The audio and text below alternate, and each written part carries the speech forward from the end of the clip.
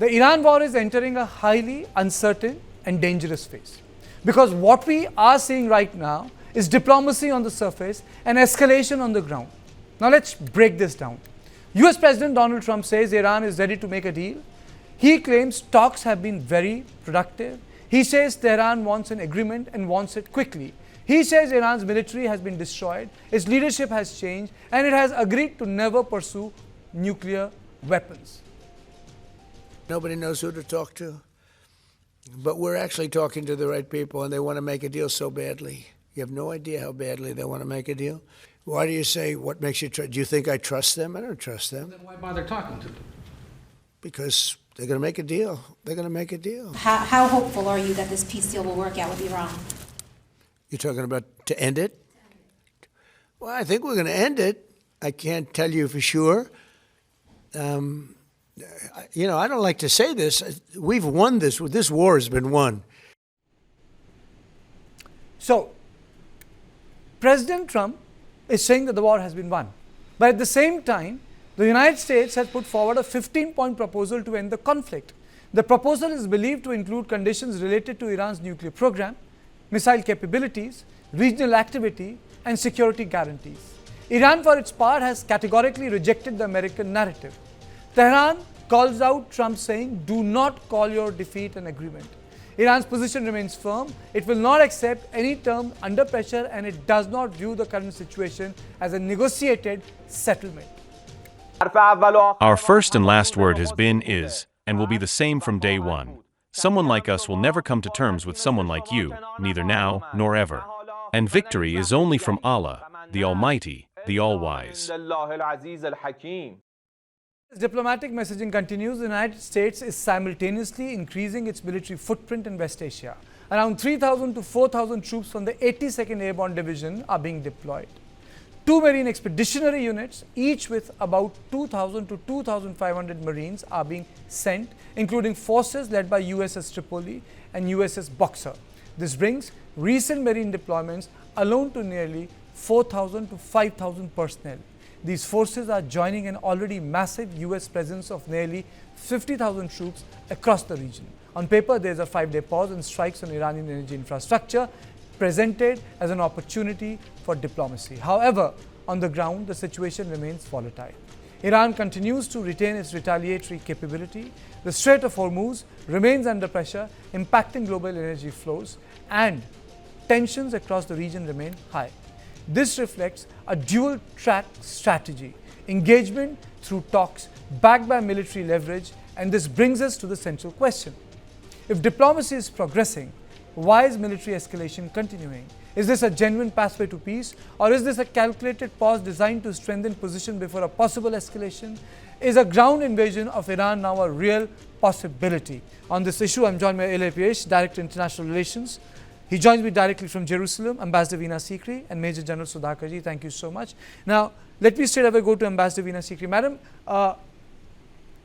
if there is a plan for ceasefire or peace, then why are paratroopers being deployed? Why are Marines being deployed? How come troops from the immediate response force, which can act within 18 hours and be in any part of the globe, being deployed? Yes, I agree with you. It's looking that everything is all set for that amphibious come land assault that had been planned from the very beginning. And in fact, we have a colleague from Israel here.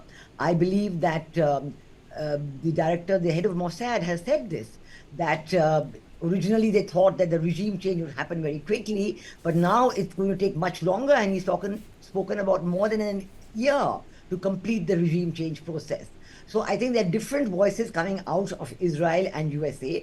Either the objectives are different, either they have not coordinated on the objectives. But what you have said about the USS Boxer and the USS Tripoli coming to the Middle East, they're going to reach by Friday, which is the exact date when the pause ends.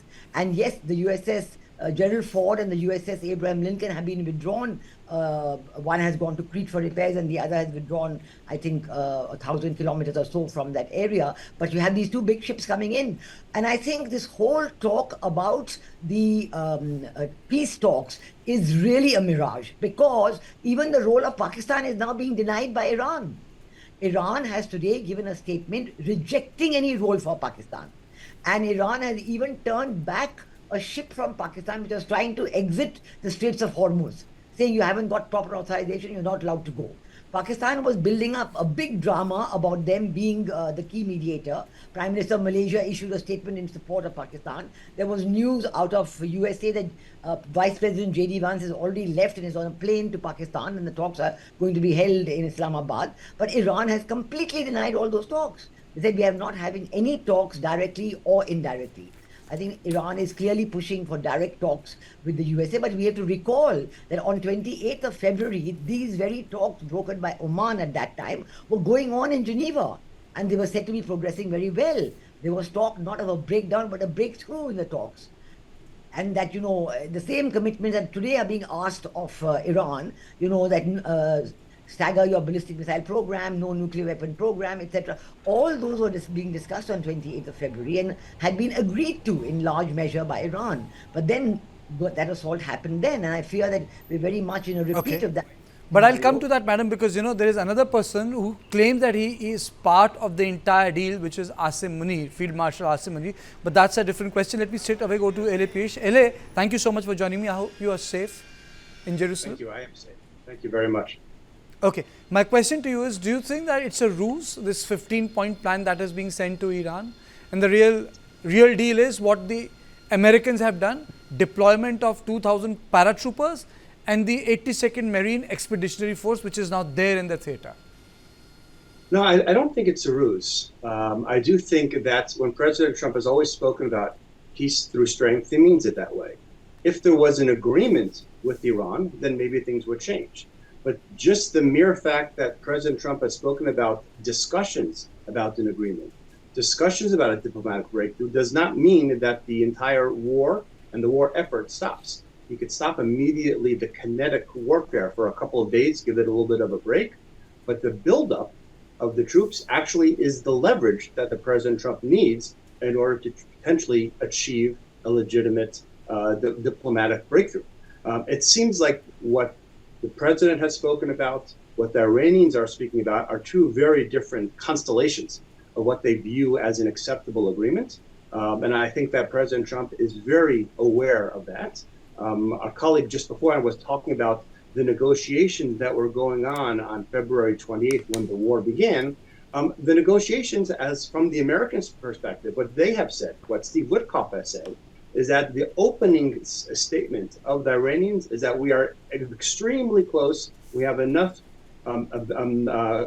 capabilities to build 11 nuclear weapons in a very short time frame. When that was their opening statement to the negotiations, Witkoff said he understood that there was no potential for negotiations, and therefore the Iranians may publicly say that they were shocked, but they weren't actually negotiating genuinely. I think President Trump is really trying to recalibrate the negotiations after a few weeks of war, giving negotiations a chance to work. But the reality is, he always said this was going to be about 4 or 5 weeks worth of war. We're now beginning the fourth week. When 5 days ends, we'll be at the end of that fourth week. It's right along the schedule that the Prime Minister, Netanyahu, and President Trump has spoken about at the outset of the war. Okay. 4 to 5 weeks. Okay. General Sudhakar ji, there are two things here. When there is a special force operation, you don't come to know about it. It happens. Abbottabad happened. The entire special force operation in Venezuela happened. When you deploy infantry, special forces publicly, it means that it's going to be a large operation. So my question to you is, yes, Americans can take the ground, sir, but can they hold the ground? Can you unmute yourself, sir? Quick answer to your question, Kartikeya. Nobody can hold ground permanently, particularly the expeditionary forces, beyond a stipulated timeline, because it requires logistic sustenance, air superiority, and also ground dominance. Plus, we all are dependent on one primary means of communication. That is the optical fiber carrier cord underwater, which is actually looking after 30% of communication connectivity of the Middle East in the world. 90 to 99% of communication, world communication, is by this optical fiber subsurface, underwater. 30% is to the Middle East. If that is targeted by Iran, then nothing will be tenable. Okay, that's one. But then the larger issue is, what will America politically achieve if they deploy the paratroopers and the expeditionary forces? Where are they likely to go? Are they holding cities? If it is a special operation in Natanz, for example, or the mountain where they are supposed to be storing their fissile material, then it's supposed to be very, very secret. I mean, this is a public display of strength. My question is very simple. It's a public display of strength. It's not like an Abbottabad operation. Great. In such a short time, you are brainstorming, you are wargaming like a military man. I am so happy, so proud. Putting my feet in the shoes of Donald Trump, I would take it as a loss of face. Having promised and assured the domestic constituency that we are winning, we are victorious over Iran, but on the ground, everything contrary to is happening. Iran is hammering the Americans and the Israelis. So that notwithstanding, we take it that whatever Donald Trump is saying, it is true. But to prove that, whatever assurance or commitment he's making to his domestic constituency is reported universally, in a uniform manner by everyone, he has to do the following things. First, he has to understand that he's caught between restraint and entrapment or escalation, let's say. In these two things, I said restraint and escalation. So if he escalates, he's doomed. If he restrains beyond a limit, he's doomed. Either way, he's doomed. Why not he escalate? And there is a possibility of winning to have a dignified, honorable exit. Today, if at all there is anything deficient in his plan, it is an honorable exit plan. 1 point. Second point, if at all Gerald Ford is actually pulling back, there are reports to indicate it's pulling back. Okay, because of some kind of damage which has taken place, notwithstanding whether Hezbollah or some missile of Iran has hit, that's a different issue, maybe going for normal maintenance. As also there are reports that the Abraham Lincoln is also pulling back. There are also reports to reinforce. I'm trying to present a point. The 5 days pause, being a military man, I look at it that any tactical pause is a recoil. Any recoil by an attacking force is a preparation, is a logistic revival or rejuvenation of the logistic capacity and the capability. Okay. Or bigger strategic plan. What is the bigger strategic plan? Out of all things that you have listed out, I would look for only one thing which is impacting the world energy security, Strait of Hormuz. To actually have a foothold and dominate or capture or occupy Strait of Hormuz, he has to plan for following things. Firstly, there is a chain of islands. There are 5 islands which are hugging the coastline. Coastline is approximately 2,200 kilometers. I'm talking of Iran's coastline with the Persian Gulf. Out of 2,200 kilometers, there are 5 islands. They are called as chain islands. He has to go in for a classical bridgehead operation, for which he requires amphibious operation, he requires silent insertion of airborne troops, he requires paracommandos. Number 2, he has to secure 125 kilometers onto either side of Strait of Hormuz, 250 kilometers. He also has to secure, there is a dominating feature, there is a high ridge line which is dominating. Depth of that ridge line is 70 to 120 kilometers from the coastline. That is the depth, and he has to go in to dominate, capture it, dominate it, let it be heliborne operation or airborne operation. Until he does this, he will not be able to call the secure and safety of the Hormuz. This would lead to bloodbath. Is Donald Trump prepared for the bloodbath? If push comes to shove, this is going to be the last option for Donald Trump to have a dignified, honorable exit so that he can assert himself as a president who claimed something and he did it on ground. Otherwise, there will be a loss of face. He has to create different opportunities, like he's gone into Pakistan looking for Bagram airfield. He now has an option for Greenland, also an option for Cuba. Back to you. Okay, thank you. A very detailed answer. But Madam Ambassador Sikri, how come Asim Munir has appeared on radar when it comes to this plan?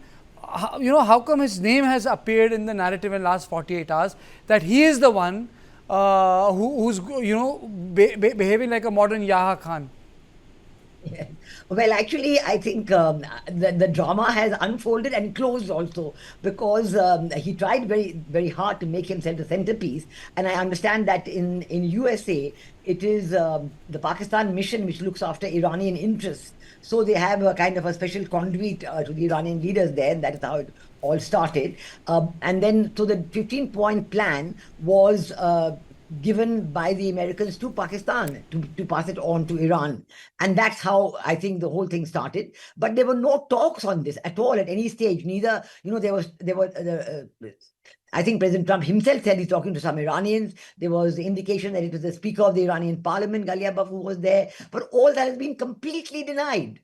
And in fact, even there's rumors that the Iranians have said they don't want to talk to either Steve Witkoff or Jared Kushner, and they only want to talk to Vice President J.D. Vance, and that is why Vice President J.D. Vance came up, and he's supposed to have caught a plane to Pakistan. But I think all of this is now wrapped up completely with Iran having coming up with a statement that they're not going to accept Pakistan as a mediator, and also they've stopped. To show that they mean this, they stopped the Pakistan ship from passing through the Straits of Hormuz, whereas Pakistan assumed that their ship would get, royal treatment since they are the chief mediator. So I think that game has not played out, and I think this 5-day pause was just the lull before the storm, because we know that President Trump is asking for $200 billion from Congress, and he has to show that peace moves are being made, and they haven't succeeded.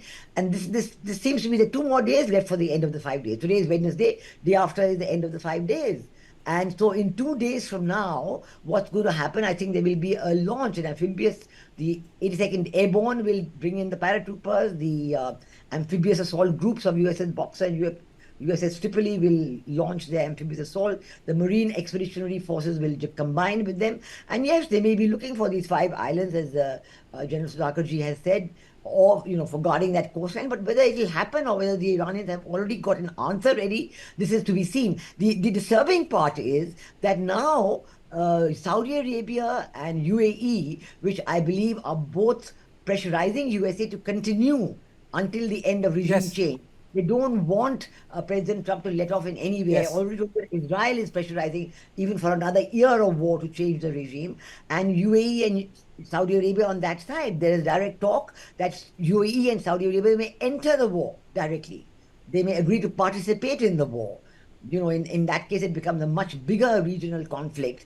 And absolutely, madam. Mohammed bin Salman, I think last very categorically said that the Saudi Arabia will go nuclear if Iran gets a bomb. So my question, I'll turn the question differently for LA. The narrative is what Israel wants, what America wants from Israel, but from Iran. But Iran needs to be on table. So what does Iran wants? If the conflict needs to end, has to end, because Iran today has issued a statement saying that America is trying to negotiate with itself, and they're not going to get fooled again. So I think it's a great question, but I think the point that I'd like to make is that when the outset of the war, both Israel and the U.S. were speaking about creating the situation on the ground for regime change. They weren't trying to do regime change. It was understood that needed to be happening from the Iranian people. All you could do is create the conditions for regime change. And I do believe that both the U.S. and Israel still see that the exact same way. If anything, I would argue that while Israel will benefit as a country from regime change more than the U.S., President Trump will actually benefit from regime change more than Prime Minister Netanyahu. Why? Because in Israel, every Israeli understands why we went to war. Iran was an existential threat. Today, Iran is not an existential threat. They are a threat. They are shooting missiles at us, and they will continue to do so.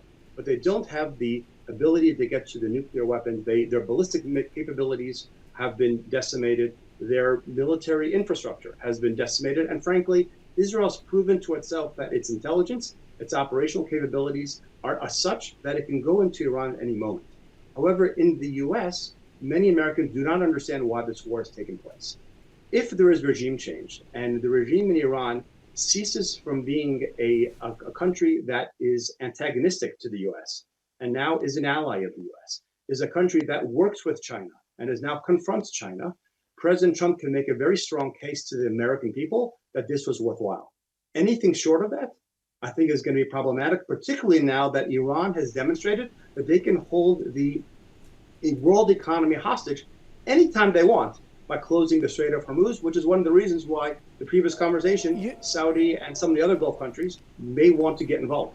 You know, the word regime change is used very frequently, but has this attack united Iranian people with their leaders, or you still believe that no, there will be a popular regime change, you know, some sort of a Gen Z revolution will take place in Iran?